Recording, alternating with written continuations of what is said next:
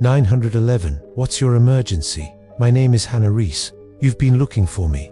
After 12 months with no trace, a woman missing from the small town of Chatsworth suddenly reappeared, walking barefoot into a roadside store and asking for help. What happened during the year she vanished would shock everyone. In March 2021, 28-year-old Hannah Reece disappeared from her farmhouse outside Chatsworth, Georgia. Her fiancé, Nathan Cole, told police she had left after an argument. It was a plausible story, but a few things didn't add up. Her car was still parked in the driveway. Her phone and wallet were left inside. It was as if she had simply vanished into thin air. For the community, Hannah's disappearance was a chilling puzzle. Search teams with K9 units combed the dense woods surrounding her property on Willow Lane. The dogs would follow a scent trail to the edge of the property line, then stop, confused. It was a dead end, over and over again. Volunteers on foot and horseback scoured the area for weeks, finding nothing. As the months dragged on with no leads, the case went cold. The media coverage faded, but the whispers in town didn't. Locals started calling it the Willow Lane mystery. The official investigation stalled. Nathan Cole cooperated with the police, but his timeline of their last night together had some inconsistencies that detectives couldn't quite shake. Still, without a body or any sign of foul play, there was little they could do. He maintained his story. Hannah had been upset. She'd stormed out, and he assumed she'd gone to a friend's house to cool off. But her friends all said the same thing. They hadn't heard from her. The mystery only deepened. Friends and family described Hannah as a vibrant, creative soul.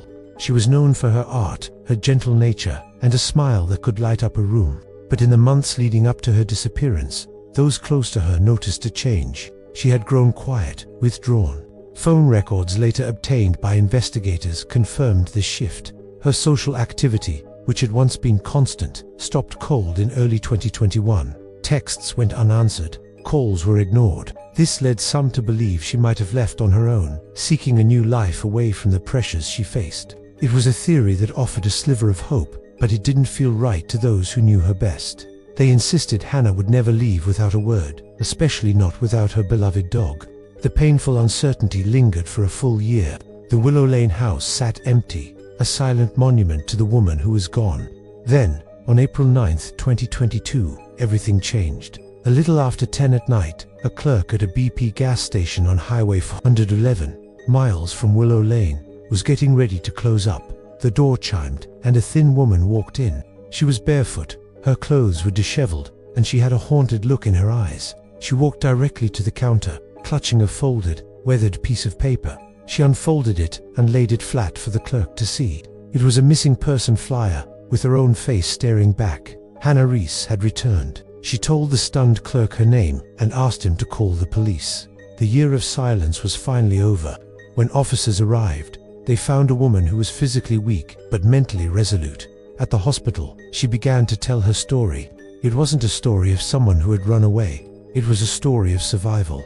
Hannah told investigators that she hadn't left the farmhouse at all. She said she had been held there against her will, living under strict control and constant supervision. Her life had been confined to a small section of the house, her every move monitored. Contact with the outside world was completely cut off. For a year, she lived in a state of quiet fear, but also quiet observation. She began to plan. She memorized the rhythms of the house, the exact time the lights were turned on and off, the sound of vehicles coming and going down the long driveway, the moments when the noise of a passing train or a distant lawnmower might cover the sound of her own movements. She waited for the perfect moment, knowing she might only get one chance.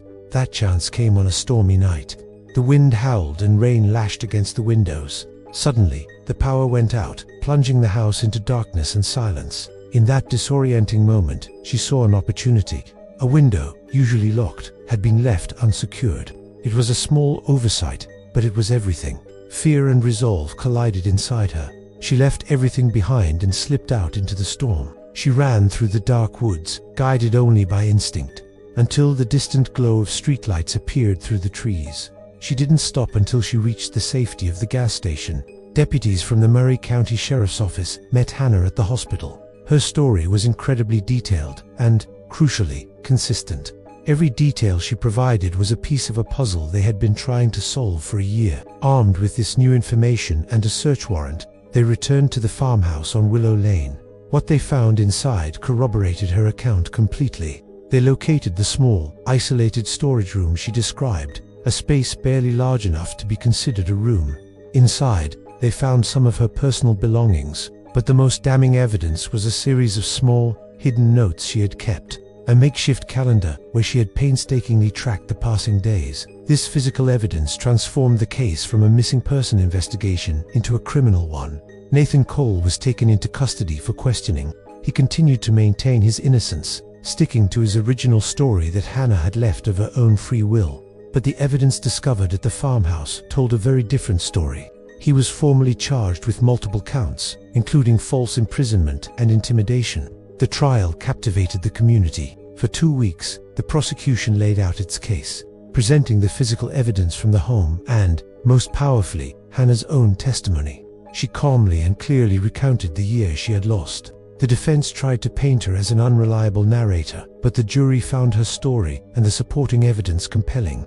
After deliberating, they returned a verdict, guilty on all major counts. The Willow Lane mystery had finally been solved. Hannah's physical recovery took months, but rebuilding her life was a much longer journey. With the strong support of her family, friends, and several advocacy groups, she slowly began to heal from the trauma. She reconnected with the world she had been stolen from, rediscovering her art and her own voice. Today, she works for a non-profit organization dedicated to helping others leave controlling and dangerous relationships safely. She uses her experience not as a source of pain, but as a source of strength to empower others. In an interview last year, she shared a powerful reflection. She said, "You don't always know you're missing until you're free. I just want people to know there's always a way back." This was the story of the woman who came back, the resolution of the Willow Lane mystery.